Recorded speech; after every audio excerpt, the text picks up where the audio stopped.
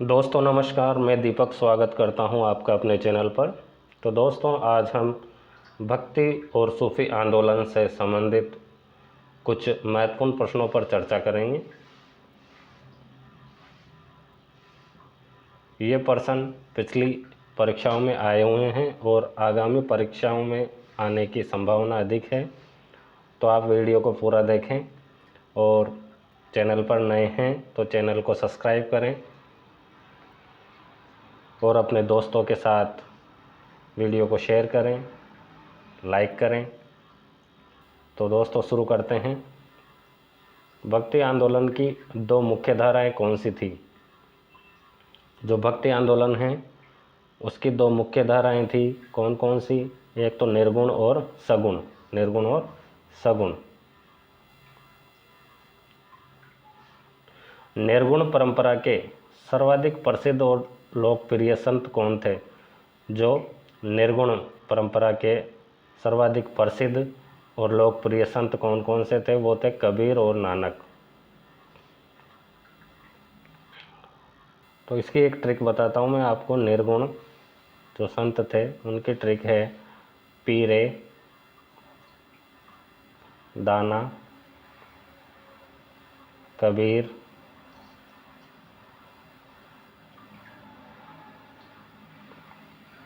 शंकर।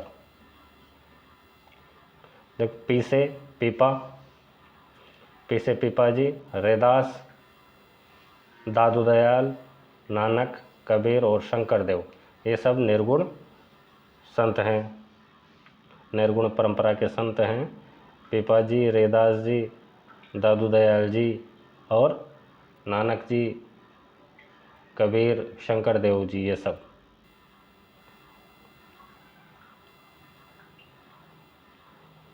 सगुण परंपरा की बात करें तो सगुण परंपरा की जो अनुयायी थे वो थे वल्लभाचार्य, तुलसी, सूरदास, मीरा, चैतन्य। वल्लभाचार्य, तुलसी, सूरदास, मीरा और चैतन्य।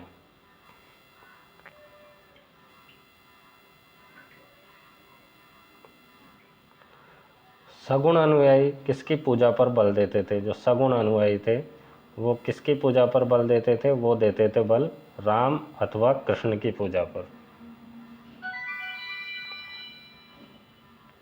भक्ति आंदोलन का प्रथम प्रचारक किसे माना जाता है? तो भक्ति आंदोलन का प्रथम प्रचारक माना जाता है रामानुज को। किसको? रामानुज को भक्ति आंदोलन का प्रथम प्रचारक माना जाता है, रामानुज को। निम्बकाचार्य ने किस सिद्धांत का प्रचार किया? तो निम्बकाचार्य ने द्वैताद्वैतवाद सिद्धांत का प्रचार किया। द्वैताद्वैतवाद। किसके अनुसार ज्ञान से भक्ति और भक्ति से मोक्ष प्राप्त होता है? मतलब ज्ञान से भक्ति और भक्ति से मोक्ष प्राप्त होता है माधवाचार्य के अनुसार। किसके अनुसार? माधवाचार्य के अनुसार। रामानंद ने किस सिद्धांत पर जोर दिया? तो रामानंद ने एकेश्वरवाद सिद्धांत पर जोर दिया। कौन सा? एकेश्वरवाद सिद्धांत पर जोर दिया रामानंद ने। रामानंद किस देवता के उपासक थे? रामानंद थे श्री राम के उपासक। कबीर पंथ संप्रदाय के अनुयायी क्या कहलाते थे? जो कबीर पंथ संप्रदाय के अनुयायी थे वो कहलाते थे कबीर पंथी। क्या कहलाते थे? कबीर पंथी। वल्लभाचार्य किस श्रेणी के ब्राह्मण थे? जो वल्लभाचार्य थे वो किस श्रेणी के ब्राह्मण थे? तेलंग। तेलंग श्रेणी के ब्राह्मण थे वल्लभाचार्य। वल्लभाचार्य किस देवता के उपासक थे? तो वल्लभाचार्य जो थे श्री कृष्ण के उपासक थे।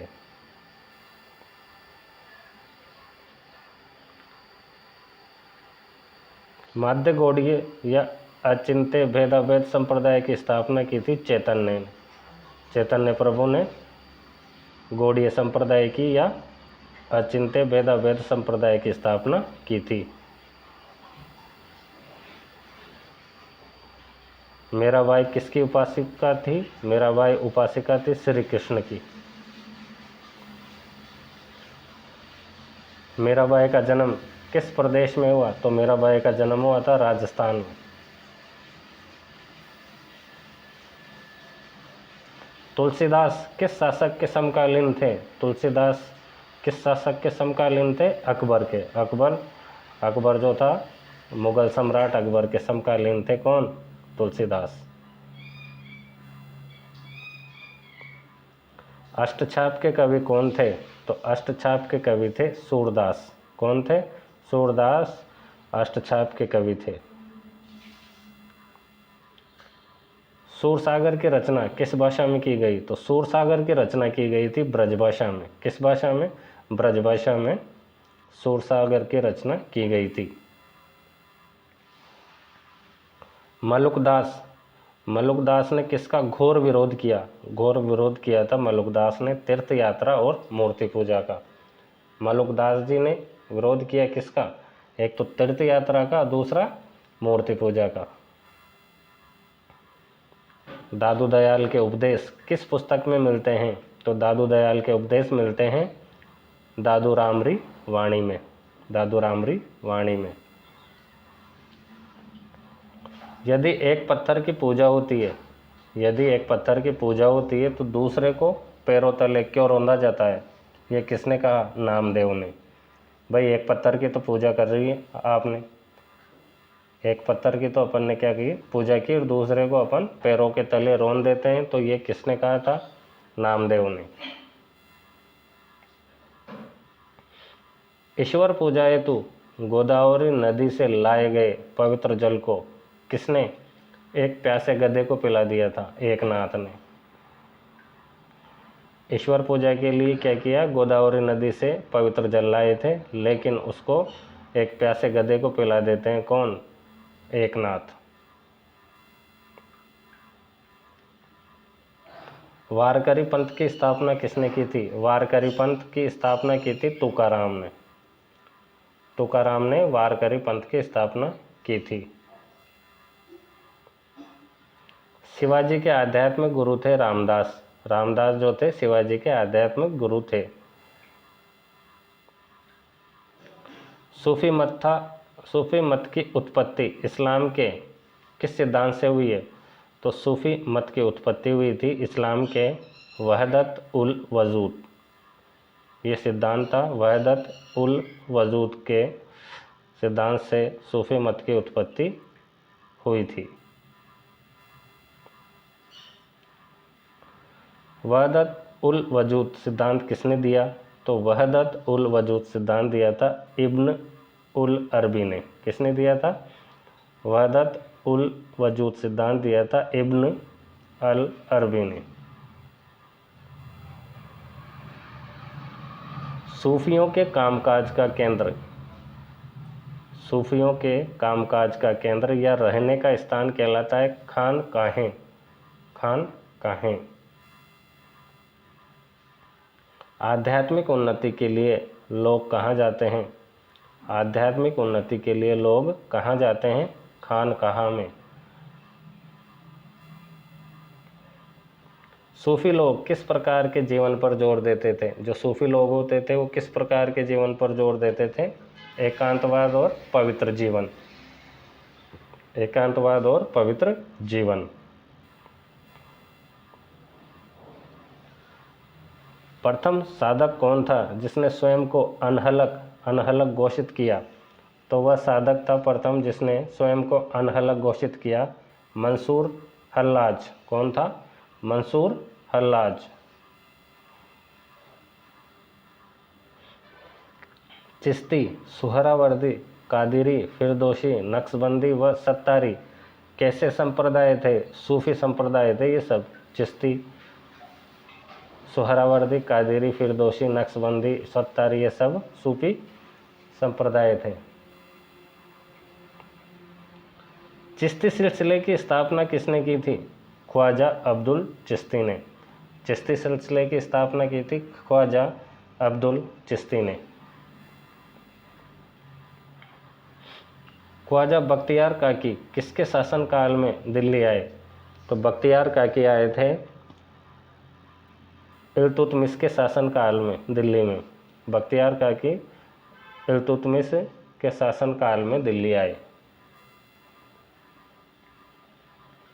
शेख फरीउद्दीन गज-ए-शंकर किस नाम से विख्यात थे?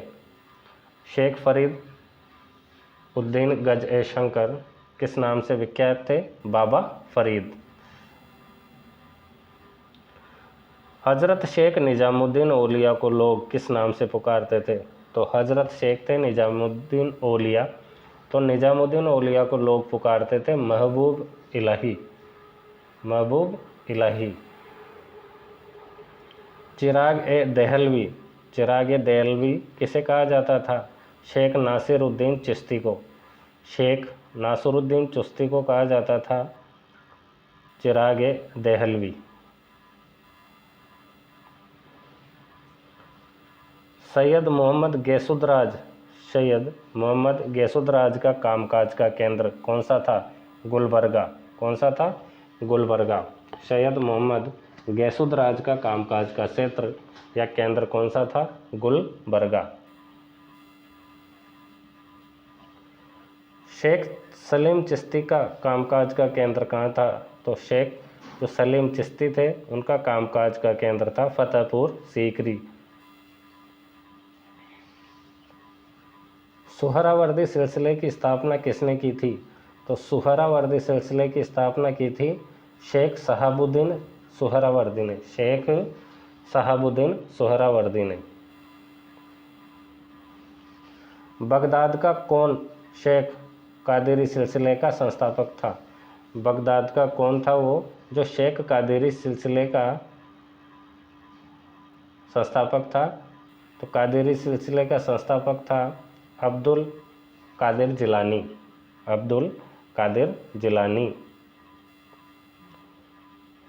नक्शबंदी सिलसिले की स्थापना किसने की? जो नक्शबंदी सिलसिला था उसकी स्थापना की थी ख्वाजा उबैदुल्ला। किसने? ख्वाजा उबैदुल्ला ने नक्शबंदी सिलसिले की स्थापना की थी।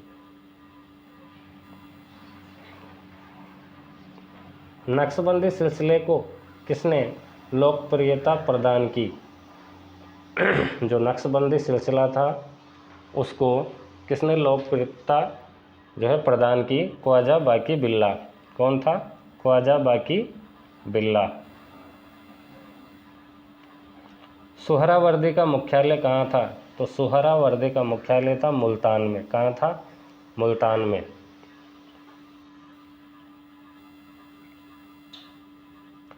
सत्तारी सिलसिले के प्रसिद्ध संत कौन थे? तो सत्तारी सिलसिला था उसके प्रसिद्ध संत थे मोहम्मद गौस। मोहम्मद गौस जो थे वो सत्तारी सिलसिले के प्रमुख या प्रसिद्ध संत थे।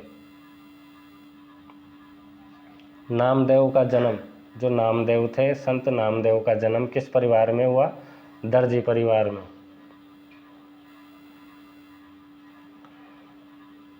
प्रारंभिक जीवन में नामदेव जो थे वो कैसे थे? वो डाकू थे।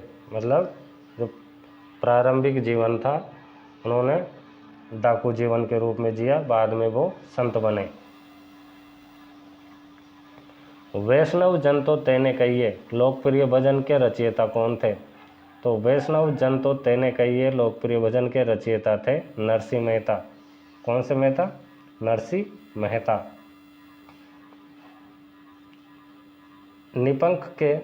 निपंखवाद के संस्थापक कौन थे? तो निपंखवाद के संस्थापक थे गुरु नानक। कौन थे? गुरु नानक। कर्नाटक में भक्ति आंदोलन के प्रमुख नेता कौन थे? कर्नाटक में भक्ति आंदोलन के प्रमुख नेता थे माधवाचार्य। कौन थे? माधवाचार्य। एक रहस्यवादी तथा उच्च कोटि की कवयित्री महादम्बा किस प्रदेश की थी? तो ये रहस्यवादी थी और उच्च कोटि की कवयित्री थी महादम्बा। ये थी महाराष्ट्र की रहने वाली। गुरु शंकराचार्य किस मत के प्रवर्तक थे? तो गुरु शंकराचार्य थे अद्वैतवाद मत के प्रवर्तक। रामानुजाचार्य किस मत के प्रवर्तक थे? तो रामानुजाचार्य थे विशिष्ट अद्वैतवाद। कौन सा? विशिष्ट अद्वैतवाद मत के प्रवर्तक थे रामानुजाचार्य। निम्बकाचार्य किस मत व संप्रदाय के प्रवर्तक थे? तो निम्बकाचार्य थे द्वैताद्वैतवाद के मत के प्रवर्तक थे। और संप्रदाय की बात करें तो सनक संप्रदाय। कौन सा? सनक संप्रदाय के प्रवर्तक थे। वल्लभाचार्य किस मत के प्रवर्तक थे? तो वल्लभाचार्य थे शुद्धाद्वैतवाद। माधवाचार्य किस मत व संप्रदाय के प्रवर्तक थे? माधवाचार्य जो थे वो थे द्वैतावाद के मत के प्रवर्तक। और संप्रदाय था इनका माधवाचार्य का हरियाली संप्रदाय। कौन सा? हरियाली संप्रदाय। भास्कराचार्य किस मत के प्रवर्तक थे? भास्कराचार्य जो थे किस मत के प्रवर्तक थे? भेदाभेववाद के। बलदेव जो थे किस मत के प्रवर्तक थे? बलदेव थे अचिंत्य भेदवाद। श्रीकंठ थे किस मत के प्रवर्तक थे? तो थे शैव विशिष्ट अद्वैत। श्रीकंठ जो थे शैव विशिष्ट अद्वैत मत के प्रवर्तक थे। श्रीपति थे वो किस मत के प्रवर्तक थे? तो श्रीपति थे वीर शैव विशिष्ट अद्वैत मत के प्रवर्तक थे श्रीपति।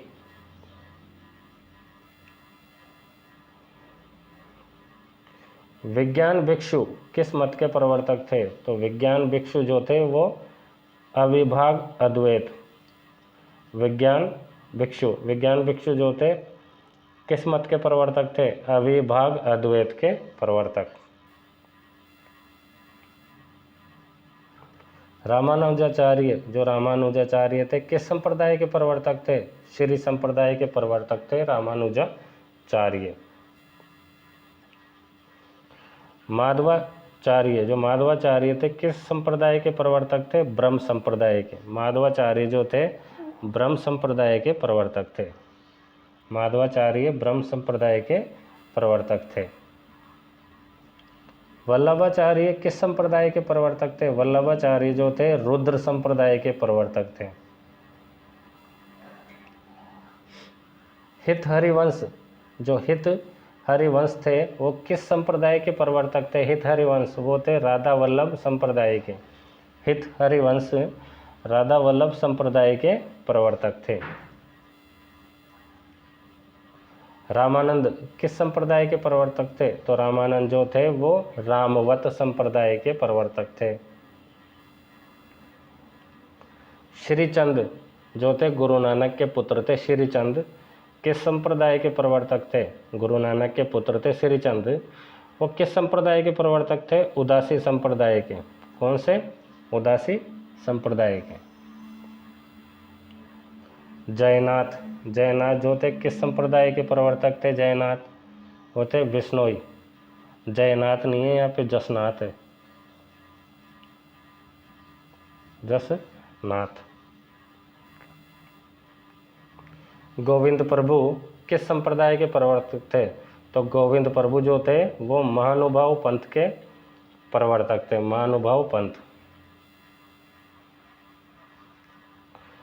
एकनाथ तुकाराम ज्ञानेश्वर किस संप्रदाय के प्रवर्तक थे? तो एकनाथ तुकाराम ज्ञानेश्वर जो थे वो वारकरी संप्रदाय के प्रवर्तक थे।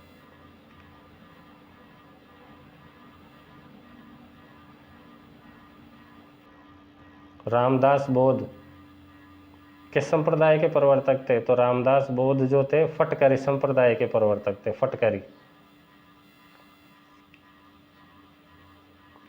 स्वामी हरिदास जो थे वो सखी संप्रदाय के प्रवर्तक थे। स्वामी हरिदास सखी संप्रदाय के प्रवर्तक थे।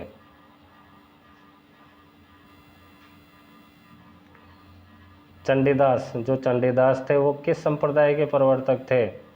चंडीदास जो थे वो बाउल संप्रदाय के प्रवर्तक थे। पुरंदरदास जो पुरंदरदास थे वो पुरंदरदास दासकूट संप्रदाय के प्रवर्तक थे। पुरंदरदास। चैतन्य किस संप्रदाय के प्रवर्तक थे? जो चैतन्य महाप्रभु थे वो थे अचिंत्य वेदावेद संप्रदाय के प्रवर्तक। सूफियों से संबंधित शब्दावली के अनुसार वजहत उल वजूद से क्या अर्थ है? वो अर्थ है सर्वेश्वरवाद। वजहत उल वजूद का अर्थ है, क्या अर्थ है? सर्वेश्वरवाद। संगीत एवं नृत्य के लिए कौन सा शब्द प्रयोग किया जाता है? तो संगीत और नृत्य के लिए जो शब्द प्रयोग किया जाता है वो है समा। कौन सा शब्द है? समा। परमात्मा में विश्वास करने वाला क्या कहलाता है? जो परमात्मा में विश्वास करता है वो कहलाता है तवब्बुल।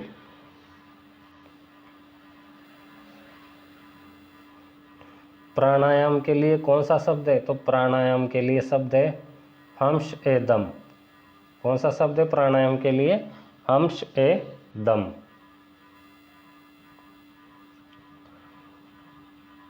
लगातार 40 दिन तक साधना करने के लिए कौन सा शब्द काम में आता है? तो लगातार 40 दिन साधना करने के लिए क्या शब्द है? चिल्ला। कौन सा शब्द है? चिल्ला। फना शब्द का प्रयोग किस हेतु किया जाता है? जो फना शब्द है उसका प्रयोग किया जाता है ईश्वर प्रेम में अंतर्मगन होना। ईश्वर प्रेम में मगन हो जाते हैं, उसको क्या कहते हैं? फना हो गया सब। सुहरावर्दी संप्रदाय के संस्थापक कौन थे?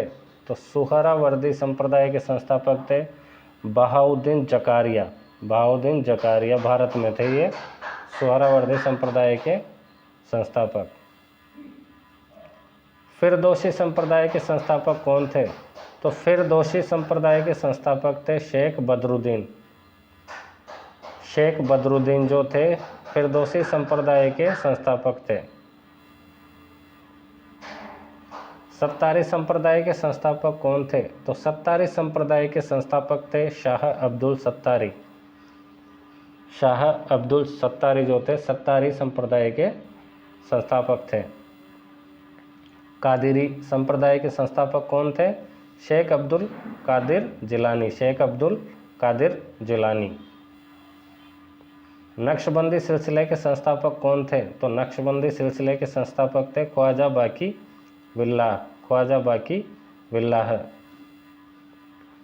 महादवी संप्रदाय के संस्थापक थे सैयद मोहम्मद महदवी। कौन थे महदवी संप्रदाय के संस्थापक? सैयद मोहम्मद महदवी। सैयद मोहम्मद महदवी। रोशनिया संप्रदाय के संस्थापक कौन थे? जो रोशनिया संप्रदाय के संस्थापक थे मियाँ बयाजिद अंसारी। मियाँ बयाजिद अंसारी। मियाँ बयाजिद अंसारी जो थे रोशनिया संप्रदाय के संस्थापक थे। कलंदरी संप्रदाय के संस्थापक कौन थे? जो कलंदरी संप्रदाय है उसके संस्थापक थे नजीमुद्दीन कलंदर। कलंदरी संप्रदाय के संस्थापक थे नजीमुद्दीन कलंदर। मदारी संप्रदाय के संस्थापक थे शाह मदार। ऋषि आंदोलन जो ऋषि आंदोलन हुआ कश्मीर में उसके जो संस्थापक थे वो थे शेख नूरुद्दीन ऋषि। रामानुज का कार्यकाल क्या था? रामानुज का कार्यकाल था 1060 से लेकर 1118 ईस्वी।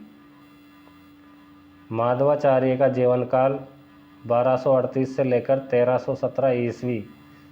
कबीर का कार्यकाल जीवन काल क्या था? 1440 से लेकर 1510 ईस्वी। वल्लभाचार्य का जीवन काल 1479 से लेकर 1531 ईस्वी। चैतन्य का जीवन काल था 1485 से लेकर 1534 ईस्वी। मीराबाई का जीवन काल था 1498 से लेकर 1546 ईस्वी। तुलसीदास का जो जीवन काल था 1532 से लेकर 1623। सूरदास का जो जीवन काल था वो था 1479 से लेकर 1584। मलुकदास का जीवन काल 1574 से 1682।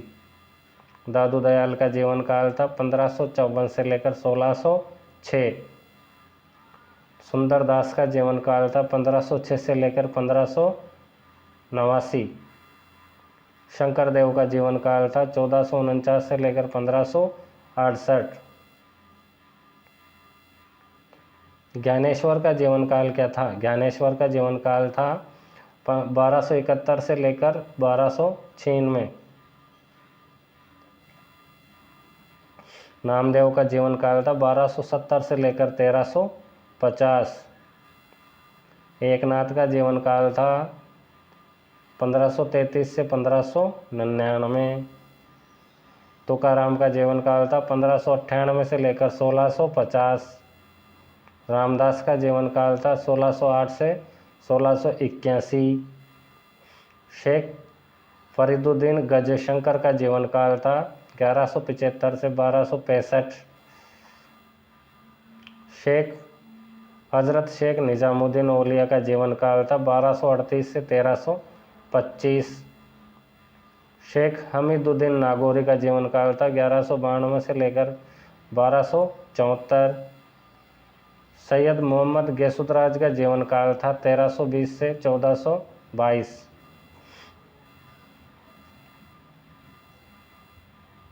तो दोस्तों ये थे महत्वपूर्ण प्रश्न। आपको ये प्रश्न कैसे लगे कमेंट करके बताएं और जाते जाते चैनल को सब्सक्राइब कर लें। चैनल को सब्सक्राइब करें और घंटी का जो बटन है उस घंटी के बटन को भी प्रेस करें और नोटिफिकेशन के लिए घंटे के बटन को प्रेस कर ऑल पे प्रेस करें। धन्यवाद।